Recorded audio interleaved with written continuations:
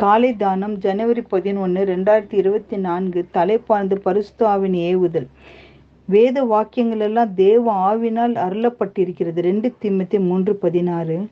நான் வேதகமத்தை வாசிக்காதிருந்தால் தேவன் தருகிற எச்சரிப்புகளை அறியாமல் ஆபத்தில் சிக்கிக் கொள்ளக்கூடிய வாய்ப்பு இருக்கிறது. ஏனெனில் அதில் உள்ள எச்சரிப்புகளை தேவனே நமக்கு தருகிறார். ஸ்டான் தேசிய பூங்காவில் சுற்றி பார்ப்பதற்காக பார்வையாளர்கள் சிலரை ஒரு வழிகாட்டி அழைத்து சென்றார். அந்த பகுதியில் இருந்த மரங்கள், செடிகள், பூக்களை பற்றி விரிவாக பேசிக்கொண்டே போனார். அவர் கையில் இருந்த ரேடியோவில் அவ்வப்போது ஏதோவது செய்தி கேட்டுக்கொண்டே இருந்தது.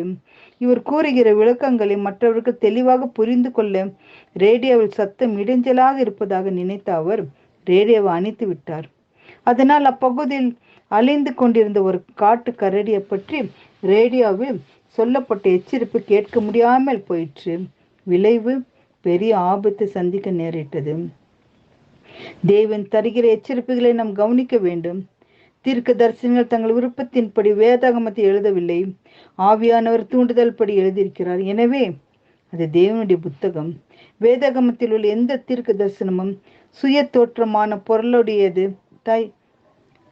பொருளுடையதாய் இராதென்று நீங்கள் முந்தி அறிய வேண்டியது. தீர்க்க தரிசனமானது ஒரு காலத்திலும் மனுஷனுடைய சித்தத்தினாலே உண்டாகவில்லை. தேவனுடைய பரிசுத்த மனுஷர்கள் பரிசுத்த ஆவினால் ஏவப்பட்டு பேசினார்கள்.